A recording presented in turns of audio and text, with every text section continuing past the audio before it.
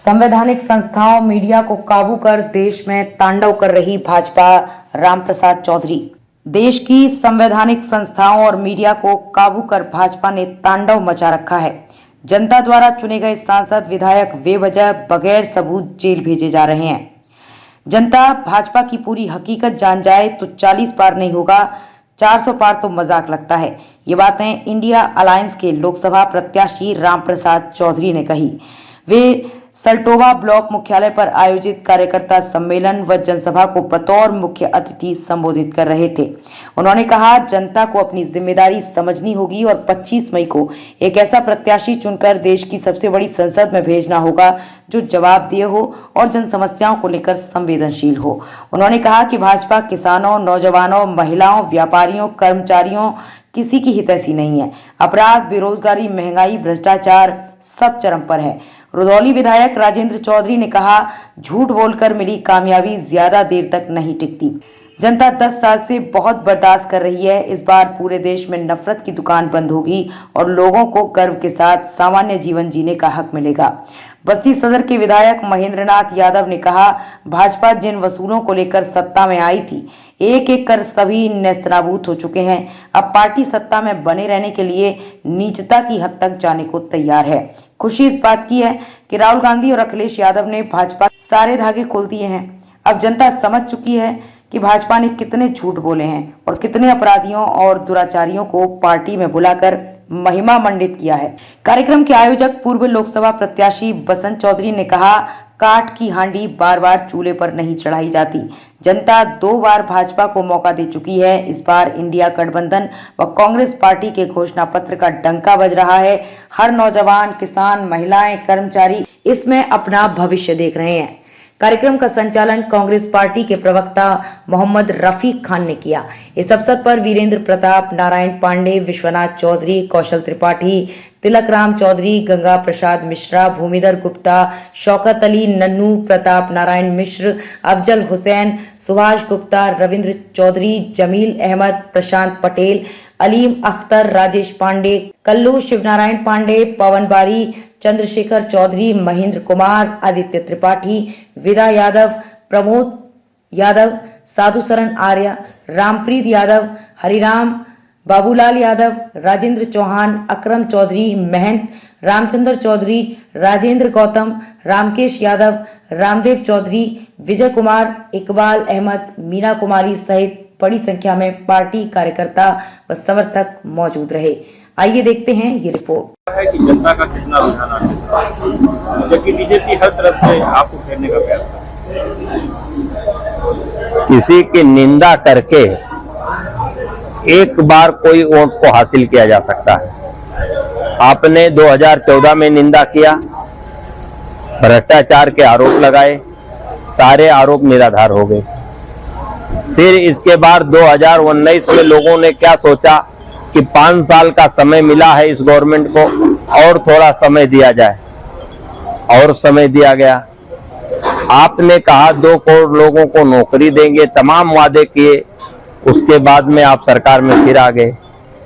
अब जब चुनाव फिर आ गया, 5 साल आप कुछ नहीं कर पाए, तब आप कहने लगे कि देश पूरे विश्व में मजबूत हो रहा है और हम लोग 2047 तक देश को समृद्ध बनाएंगे।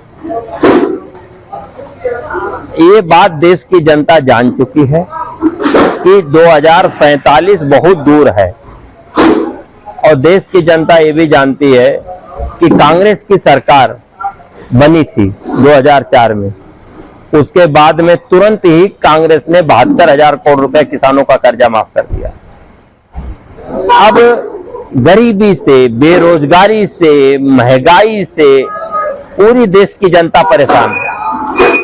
वो 2047 तक का इंतजार करने वाली नहीं है। उसी को देखते हुए जो हमारे जननायक नेता राहुल गांधी पूरे देश में 4000 किलोमीटर पैदल चले, उसके बाद 64,400 किलोमीटर की यात्रा उन्होंने पूरे देश में निकाली। गरीबों का, युवाओं का, सबका दुख दर्द उन्होंने समझा। तब उन्होंने अपना मैनिफेस्टो लेके आए। हमारा कांग्रेस का जो मैनिफेस्टो, इंडिया गठबंधन का जो मैनिफेस्टो है, आम जनता को, गरीबों को, युवाओं को, किसानों को, सबको देख के बनाया गया है मैनिफेस्टो। अब देखिए, सबसे ज्यादा गरीब महिलाएं परेशान हैं, तो गरीब महिलाओं की एक मुखिया महिला को 1 लाख रुपया दे दिया जाएगा, उसको अपनी गृहस्थी चलाने में कोई दिक्कत नहीं होगी। स्केल नरेगा का, जो गांव के विकास का सबसे बड़ी कड़ी है, जब से नरेगा 2004 में आई, आपके गांव में जो पहले हम सब लोग गांव के रहने वाले हैं, जाओ तो गांव में घुसो तो इतना पानी में घुसना पड़ता था। आज के टाइम नरेगा आने के बाद में पूरे गांव की कोई खड़ंजे, कोई सड़कें, कोई नाली, कोई पोखरे नहीं बचे जिनका डेवलपमेंट ना हो गया हो। गवर्नमेंट ने, जो कांग्रेस की गवर्नमेंट आने जा रही है, उसने सोचा है कि जैसे ही सरकार में आएंगे, नरेगा का जो वेतन है वो हम लोग बढ़ा के 400 रुपए कर देंगे। भारतीय जनता पार्टी ये कहती है कि अब कोई जीत के आएगा नहीं, क्योंकि हम 47 रिजर्व किए हैं। इसमें क्या है? देखिए, जनता जनार्दन ही भगवान है। लोकतंत्र का भगवान कौन है? तो जनता वो भगवान है। तो जो जनता जब भगवान है, तो जनता चुन के भेजेगी ना जिसको भेजना है। नेताजी, भाजपा कहती है 4 जून को 400 पार, कांग्रेस कहती है हाथ बढ़ाएगी हालात, क्या कहेंगे आप? देखिए, 400 पार एक नैरेटिव सेट करने के लिए, एक लोगों को दिमाग को बदलने के लिए, प्रचार के माध्यम को लोगों के दिमाग में घुसाने का एक तरीका है। बात आप समझो, बहुत हो गई महंगाई की मार अब की बार मोदी सरकार, वो नैरेटिव सेट किया गया था, तो उससे लोग बौखलाए। तो लोगों को समझ में आ गया कि एक प्रचार का नैरेटिव ये लोग सेट करते हैं 400 पार। एक बात बताइए, गुजरात में 26 का 26 जीते, राजस्थान में 26 का 26 जीते, उत्तर प्रदेश में 80 में से 64 जीते, तब तो वो 300 पे पहुंचे, 300 के आसपास पहुंचे। इस बार गुजरात में 26 में से 26 नहीं आने वाली है, जो रुझान चल रहे हैं उसमें 10-12 कम होने वाली है। मध्य प्रदेश में सीटें कम होने वाली हैं, उत्तर प्रदेश में आप लहर देख ही रहे हो, दोनों पार्टी का सामने सामने लड़ाई है।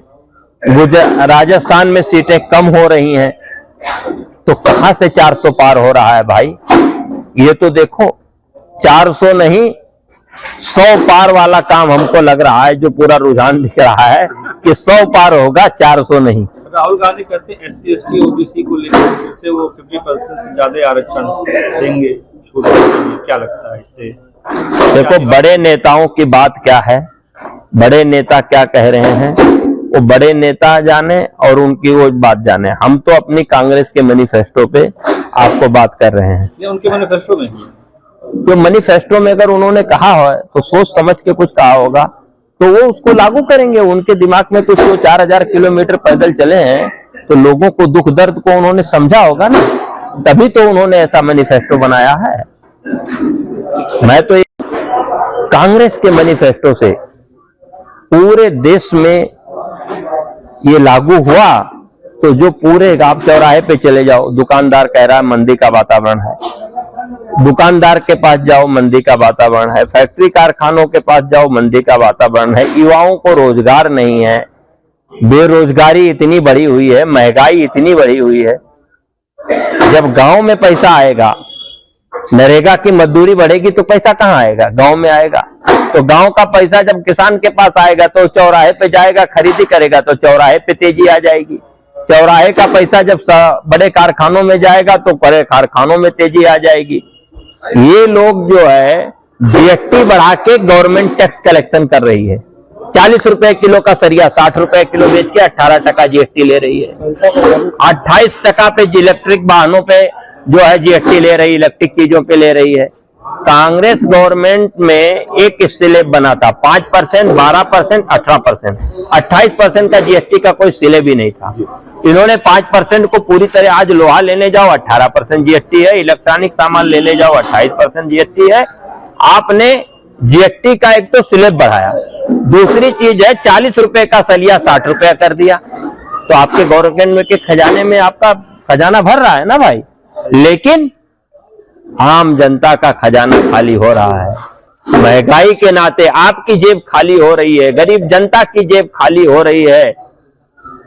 अगर लोगों का हालत बुरा है, पहले सबके पास सेविंग होती थी, अगर 10,000 आदमी कमाता था तो उसमें 5 खर्चा करता था, 5 सेविंग होती थी। ये महंगाई ने सेविंग नहीं, सबको कर्जदार बनाया है। सब लोग बैंक का लोन ले रहे हैं। अब बताओ कि अगर लोगों की कमाई होगी, इनकम होगा, खेती से पैसा बचेगा, मजदूरी से पैसा बचेगा, तो कोई लोन लेने जाएगा? क्यों लोन ले रहा है? क्योंकि आपकी महंगाई ने उसको बेहबल कर दिया। अगर कुछ भी करना है तो उसको लोन लेना पड़ रहा है। तो इस सबसे मुक्ति मिलने वाली है। कांग्रेस की गवर्नमेंट आएगी तो जीएसटी बढ़ा के ग्रोथ रेट मतलब वो कलेक्शन नहीं किया जाएगा, जो ग्रोथ है उसको डबल किया जाएगा और उसके बाद में उसको लोगों की आमदनी बढ़ाई जाएगी और महंगाई को कम किया जाएगा। बेबाक खबरों के लिए हमारे YouTube चैनल को सब्सक्राइब करें। देश प्रदेश एवं स्थानीय खबरों के लिए हमारे वेबसाइट www.bntlive.com पर लॉगिन करें। साथ ही Facebook, Twitter, Telegram, Instagram, LinkedIn पर भी फॉलो कर सकते हैं। धन्यवाद।